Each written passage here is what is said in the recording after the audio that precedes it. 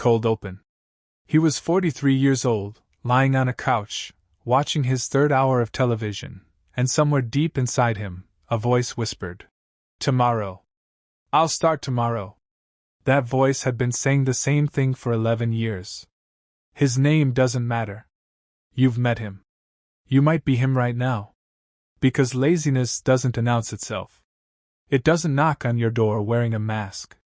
It slides in through the back, dressed like comfort, dressed like rest, dressed like, "I deserve a break." And the moment you start negotiating with it, the moment you say, "Just 5 more minutes," or "maybe tomorrow," it has already won. This video isn't a motivational speech. This is a war briefing.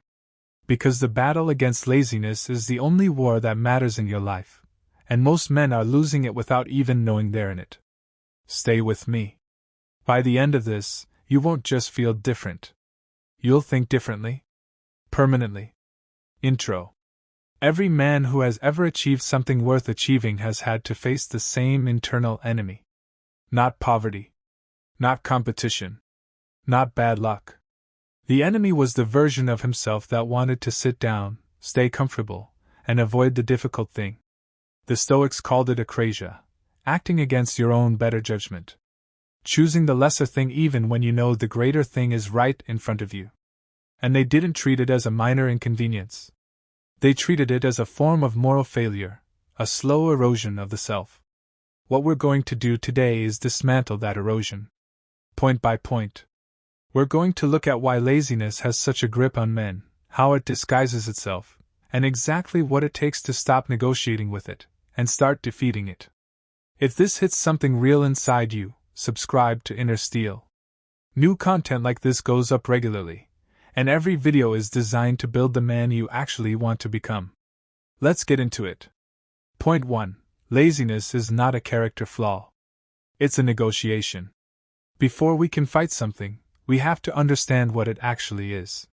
Most men have been told their whole lives that laziness is a personality defect, something you either have or you don't. If you're lazy, you're weak. If you're disciplined, you're strong. And that framing is not just wrong, it's dangerous, because it turns the problem into an identity instead of a habit. Laziness is not who you are. Laziness is a choice you make in the moment when the cost of action feels higher than the reward. That's it. It's a negotiation. And like every negotiation, it has terms. The story of Roger Bannister is one that changed the world, not because of his legs, but because of what he refused to negotiate. For decades, the medical establishment said the 4-minute mile was physically impossible. Doctors wrote papers about it. Scientists published studies. The body would collapse under the strain, they said. The heart couldn't handle it. And because the world believed them, runners stopped trying. The number became a wall, not in their lungs, but in their minds. Roger Bannister was a medical student. He understood physiology better than most. And rather than being stopped by the consensus, he became more curious about it. He trained differently. He thought differently. And on May 6, 1954, he ran the mile in 3 minutes and 59.4 seconds. But here's what the history books often skip. Within 1 year of Bannister breaking the barrier, 16 other runners also broke it. Not because the human body suddenly changed. Because the negotiation changed. Because Bannister proved it was possible, and so the internal argument, "I can't do this," lost its strongest witness. Every time you negotiate with laziness, you are setting a precedent. You are teaching your own mind that the barrier is real, that the cost is too high, that comfort is an acceptable substitute for progress. And every time you refuse to negotiate, every time you do the hard thing anyway, you run your own 4-minute mile. The question is never, "Am I a lazy person?" The question is always, "What am I willing to negotiate away today?" Point 2. Comfort is the enemy wearing your face. Here is something that no productivity guru will tell you, because it doesn't sell well. The desire for comfort is not wrong. It is human. It is wired into your biology by millions of years of evolution. Your body wants to conserve energy. Your brain wants to avoid pain. These are not character flaws, they are survival mechanisms. The problem is that you are no longer living in survival conditions. You are living in a world of abundance, of soft couches and warm food and screens that deliver dopamine at the push of a button. And your ancient, cave-wired brain does not know the difference between resting after hunting for your life and resting while your dreams die quietly on the shelf. The enemy isn't laziness in the abstract. The enemy is comfort that has overstayed its welcome. Consider the story of Hannibal Barca, one of the greatest military commanders in history. In 218 BC, he marched an army, including war elephants, across the Alps in winter. He crossed rivers of ice. He lost men to avalanches. He lost an eye to infection and still rode at the front of his forces. He descended into Italy and handed the Roman Republic 3 of its most devastating defeats, including Cannae, where his army of 40,000 outmaneuvered and destroyed a Roman force of 80,000. But then came Capua. After years of relentless marching and victories, Hannibal's army wintered in Capua, a city so wealthy and so comfortable that the Roman historian Livy wrote it was more dangerous to Hannibal than any Roman sword. The men grew soft. They ate rich food, slept in warm beds, and slowly forgot who they were. When they marched out again in the spring, they were a different army. And Hannibal never won another decisive campaign. Military historians call it the Capuan Winter. Modern men experience their own version of it every single day. It's the couch after work. The extra episode. The I'll do it when I feel ready. Every time you choose the Capua of your life over the march, you lose something. Not dramatically. Not all at once. Just a little. Just enough that you don't notice until you've lost years. The Stoic philosopher Seneca wrote, "It is not that I'm brave enough to endure difficulty. It's that I am afraid of what becomes of a man who is never difficult with himself." Comfort, taken in excess, doesn't protect you. It dismantles you. You don't eliminate the desire for comfort, you subordinate it. You decide when it earns its place in your life, and when it doesn't. That is what discipline is. Not the absence of rest, but the governance of when rest is deserved. Point 3. The discipline of showing up before you feel like it. Here is the lie that laziness sells better than anything else. Wait until you feel motivated. It is one of the most beautifully constructed traps in the history of the human mind. Because motivation feels real. It feels like fuel. And there are moments, rare, electric moments, when you are flooded with it and everything feels possible. And then those moments pass. They always pass. And you are left sitting in the ordinary Tuesday of your life, with no electricity, no surge, no feeling, and a choice. The men who build great things are not the ones who feel the most motivated. They are the ones who act before the feeling arrives, and often despite it never arriving at all. Jocko Willink, former Navy SEAL commander, combat veteran of the Battle of Ramadi, has spoken extensively about what separates elite performers from average ones. And his answer is both simple and brutal: discipline. Not discipline as a concept. Discipline as a practice. As a verb. Jocko wakes at 4:30 in the morning, not because he loves it, not because he feels a burning desire to rise in the dark, but because he decided that he would. And the decision came before the feeling. The feeling is irrelevant to the decision. In Ramadi, during some of the most intense urban combat of the Iraq War, Jocko and his team didn't have the luxury of waiting until they felt ready. They moved when it was time to move. They acted when action was required. And that habit of acting without waiting for feelings, of showing up to the mission regardless, is exactly what keeps men alive in war and exactly what keeps men's potential alive in peace. There is a psychological phenomenon called behavioral activation, and it is based on one of the most counterintuitive truths in human psychology. Action precedes motivation, not the other way around. You do not wait to feel like exercising and then exercise. You exercise, and then the feeling follows. You do not wait to feel like working and then work. You work, and the engagement follows. The ancient Stoics knew this. Marcus Aurelius wrote in his private journal, The Meditations, a book never meant for other eyes, about the mornings he didn't want to rise. "You hate getting up early in the morning," he wrote to himself. But think of the thousands who would be well served by the emperor being at his post. He dragged himself up not because he wanted to, but because duty didn't wait for desire. Stop waiting to feel like doing the thing. Do the thing. The feeling can follow at whatever pace it chooses. Point 4. What laziness actually costs you. Most men never calculate the true cost of laziness. They see the immediate savings, the comfort, the rest, the relief from effort. But they do not see the compounding interest on the other side. Every hour surrendered to laziness is not just an hour lost. It is momentum lost. It is identity lost. It is the slow accumulation of a man who is becoming less of himself, and has no clear moment he can point to where the decline began. There was a Chinese farmer, and his story is not in any history book, because he is not famous. He is ordinary. Which is precisely the point. He inherited a small plot of land. His father had worked it hard, rising before dawn, tending the fields through heat and rain, building a modest but stable life. When the father died, the son told himself he would continue the work. And he meant it. He genuinely meant it. But the first morning he slept in, he told himself he needed the rest. The second morning, the rain made him delay. The third morning, there was no excuse, just inertia. Within a season, the crops had suffered. Within a year, the land was producing half of what it had. Within 3 years, he had sold the plot and moved to the city, telling everyone it was an opportunity, when really it was a retreat. The land did not fail him. He had negotiated himself off of it, one morning at a time. This story plays out in every man's life in 1,000 different forms. The business that never launches because the website isn't perfect yet.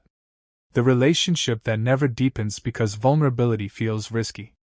The body that never gets built because tomorrow is always the better day to start. The cost is invisible in the moment and catastrophic over time. Epictetus, a man born a slave, who became one of the most respected philosophers of the ancient world, put it plainly. If you wish to make progress, you must be content to appear stupid and foolish in external things.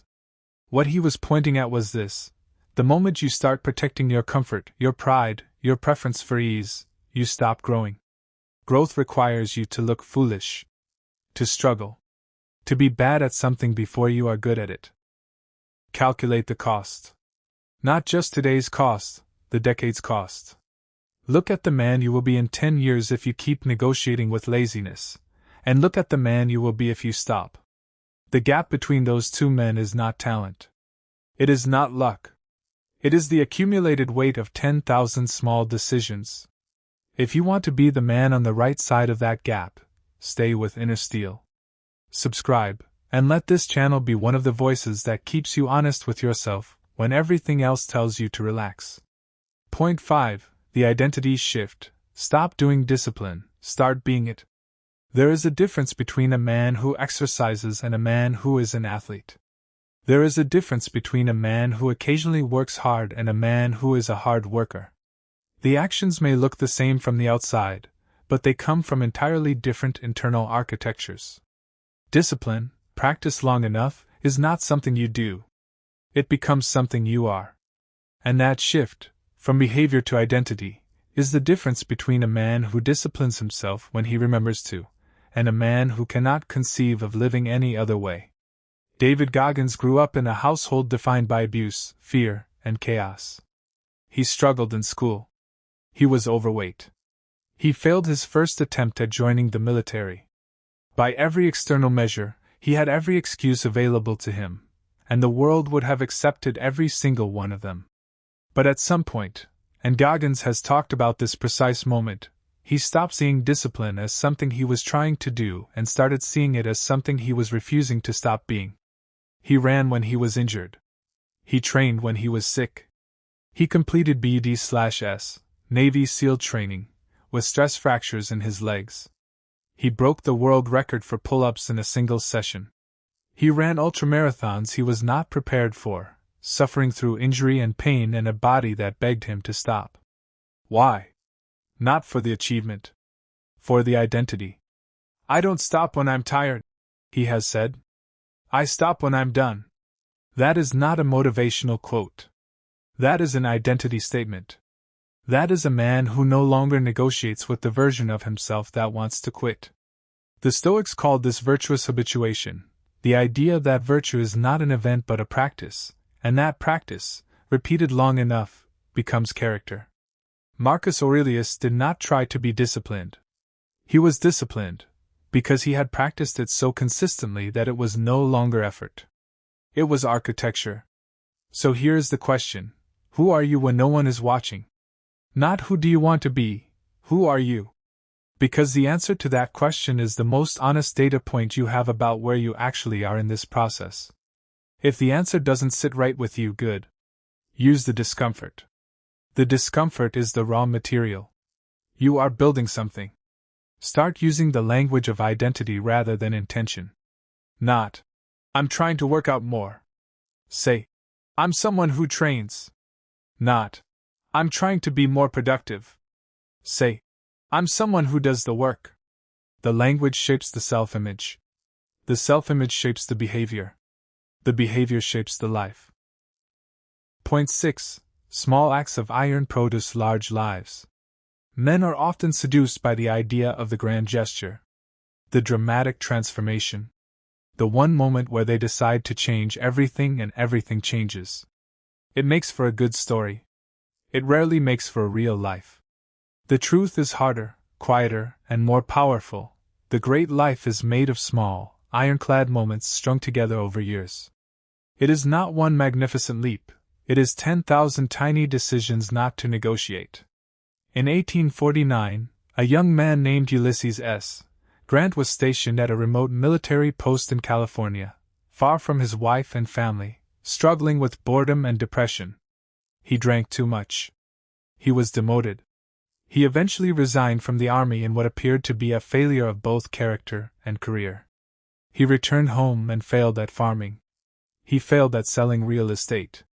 He went to work in his father's leather goods store, a humiliation for a man who had once graduated from West Point. By 1861, Ulysses S. Grant was nearly 40 years old and had, by every visible measure, wasted the potential he was given. And then the Civil War began. Grant was given a regiment of Illinois volunteers, poorly trained, poorly equipped, and he drilled them. Day after day, in the heat and dust, he showed up and he did the work. Not the glamorous work. The grinding, repetitive, unglamorous work of building something real out of men who had no reason to trust him yet. And when the battles came, Shiloh, Vicksburg, the Wilderness, Grant did not wait for perfect conditions. He did not retreat when the situation was hard. He moved forward. Always forward. And the small acts of iron discipline he had practiced in that dusty Illinois field paid compound interest on the bloodiest battlefields in American history.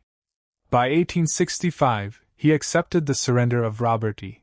Lee and effectively ended the most devastating war in American history. He became president. He is on the $50 bill. The 10 years of failure were not wasted. They were deposited. Everything he endured, every morning he showed up to the grinding work when no one believed in him, it all compounded into the man who could stand at Appomattox and receive the sword. Your small acts of iron are compounding right now. Every morning you get up when you don't want to. Every session you complete when you'd rather stop. Every hard conversation you have instead of avoiding it. None of it is lost. All of it is building. The only question is whether you keep making the deposit. Point 7. The environment is either your ally or your enemy. Willpower is a finite resource. This is not a theory. It has been demonstrated in study after study in behavioral psychology. The mental energy required to make a disciplined choice is real, and it depletes over the course of a day. This is why the man who eats clean at breakfast is often eating garbage by 10 o'clock at night. This is why the person who studies hard in the morning loses focus by afternoon. The men who understand this don't rely on willpower alone. They design their environment so that the right choice is also the easy choice, and the wrong choice requires effort. Benjamin Franklin was one of the most systemically disciplined men in American history. He did not trust himself to remember his virtues. So he built a system. He carried a small notebook. In it, he tracked 13 virtues, including temperance, order, resolution, and industry. Each day, he evaluated himself. Each week, he focused particularly on one virtue. He ran the cycle for years. Franklin didn't rely on inspiration. He built a structure that made discipline visible, trackable, and measurable. The environment, the notebook, the ritual, the daily review, did a portion of the work that willpower alone could never sustain. There's a story from Franklin's own autobiography about his commitment to order. He would wake before dawn, plan his day in writing, and ask himself every morning, "What good shall I do this day?" And every evening, before bed, he'd look back and ask, "What good have I done this day?" The question wasn't optional. It was architectured into his day like a stone in a wall. And over decades, that architecture produced one of the most remarkable lives in the history of Western civilization: inventor, statesman, author, diplomat, philosopher. Not because Franklin was born with more talent. Because he built a life that produced excellence by design. What does your environment currently say about you? If your phone is the first thing you reach for in the morning, your environment has already made a decision about your morning for you. If your gym clothes are buried in a drawer and your couch is the first thing you see when you get home, your environment is voting for laziness before you even have a chance to vote for yourself. Redesign it. Put your training clothes where you see them. Put your book where your phone was. Remove the apps that eat your hours. Make the hard thing the path of least resistance, and make the lazy thing cost something. It sounds simple because it is. Simplicity is not weakness. Simplicity, applied ruthlessly, is one of the most powerful forces available to you. Your environment is speaking to you every moment of the day. The question is whether it's speaking in the voice of the man you want to be, or the man you're trying to escape. Point 8. The man who runs from difficulty cannot outrun himself. There is a kind of laziness that does not look like laziness at all. It wears the costume of busyness, of distraction, of managing 1,000 small things so expertly that the one large and terrifying thing never gets addressed. This is the laziness of avoidance.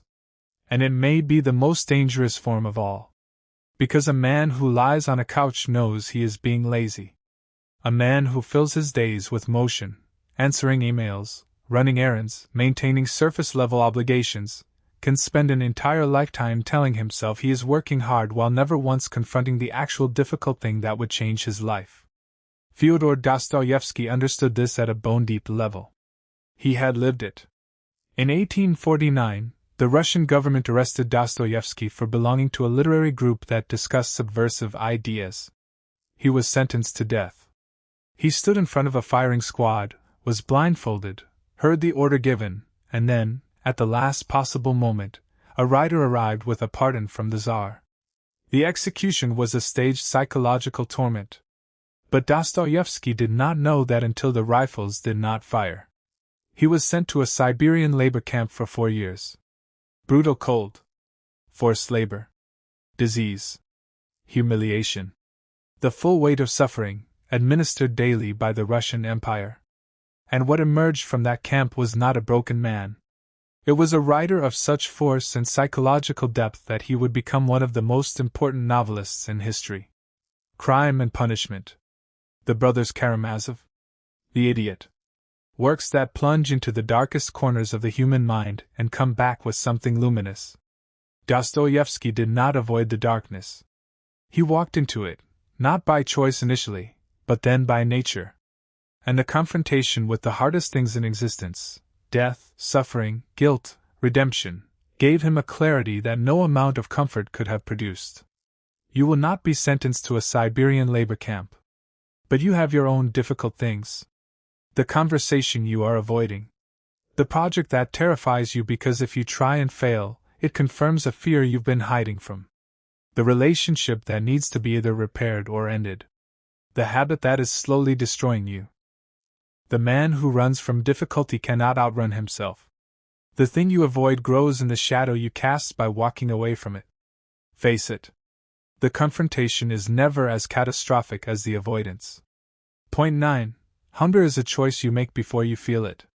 There is a difference between a man who wants success and a man who is hungry for it. The first man waits. The second man moves. But here is what people don't talk about: genuine hunger, the kind that propels men to extraordinary things, is not a feeling that falls from the sky. It is a posture you adopt before the feeling arrives.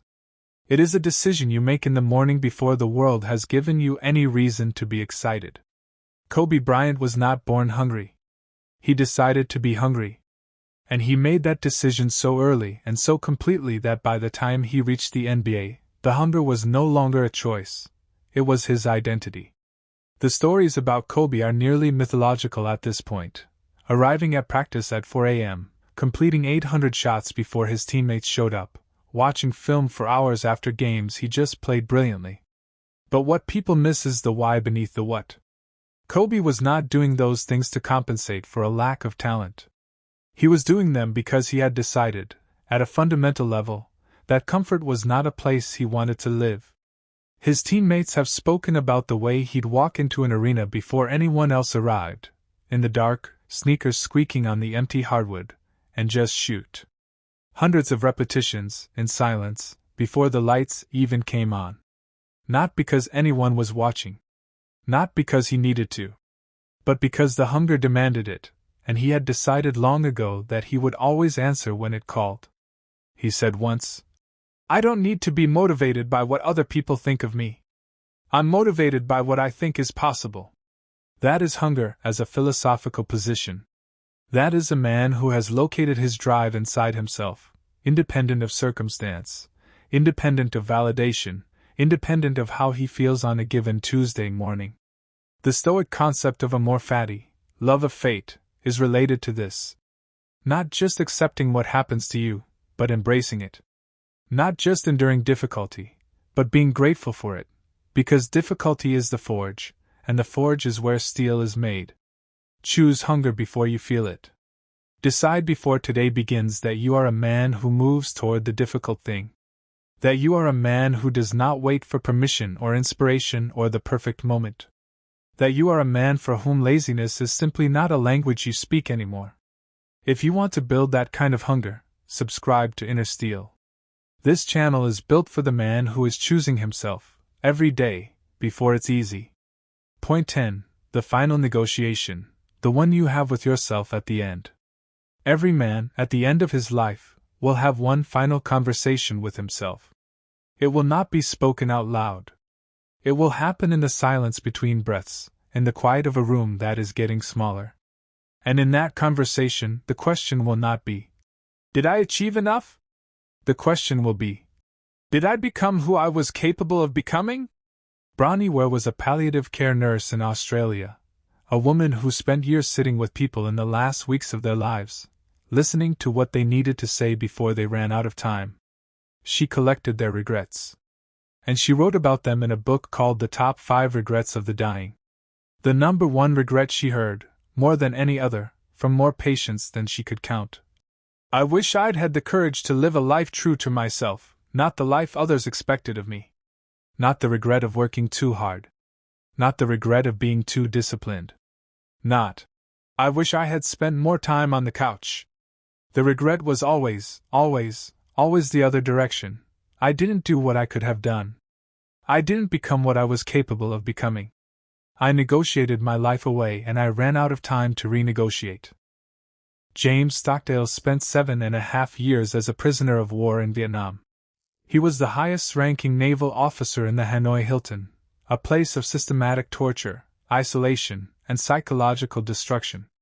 And he survived, not by hoping that rescue would come, not by telling himself it would be okay, but by confronting the brutal reality of his situation with absolute clarity, and refusing to let that reality determine who he was on the inside. When asked how he survived when so many didn't, Stockdale said, "I never lost faith in the end of the story. I never doubted not only that I would get out, but also that I would prevail in the end and turn the experience into the defining event of my life, which, in retrospect, I would not trade." He turned the worst thing into the defining thing. Not because the suffering was good, but because he refused to waste it. He refused to negotiate his inner life away even when everything external was stripped from him. You have not lost those years yet. You still have time to make a different decision. Not tomorrow, today. Not after you feel ready, before you do. The final negotiation is not the one at the end of your life. The final negotiation is the one happening right now, in this moment, between the man who wants to put this off one more day and the man who is done putting things off. One of them has to win. Choose. Closing. Let me bring this home. You came here because something in you recognized the title. Something in you has been having this conversation, with the couch, with the alarm clock, with the mirror at the end of a day that didn't go the way it was supposed to. Something in you is tired of negotiating. Good. Use that tiredness. That tiredness is not weakness, it is the raw signal that you are ready for something different. Here is what we covered today, not as a list of tips, but as a mandate. Laziness is not your identity. It is a negotiation you keep accepting. Stop accepting it. Comfort is not your enemy, but comfort without limit is. Know when rest is earned and when it's being stolen. Do not wait for the feeling. Act, and let the feeling catch up. Calculate the real cost, not today's cost, the decade's cost. Stop doing discipline. Start being it. The small acts of iron are everything. They compound. Design your environment so it argues for you, not against you. Do not avoid the hard thing. The hard thing is where you become yourself. Choose hunger before you feel it. It is a decision, not a sensation. The final negotiation is not at the end of your life. It is right now. This channel, Inner Steel, exists for one reason: to build the kind of man who wins that negotiation. Every single day. If this video did something to you, if it cracked something open or confirmed something you already knew, subscribe. Hit the notification bell. Share this with a man who needs to hear it. And leave a comment below. What is the one thing you've been negotiating with laziness about? Say it out loud. Name it. Because naming it is the first act of confronting it. The man you want to be is on the other side of the thing you keep avoiding. Go get him.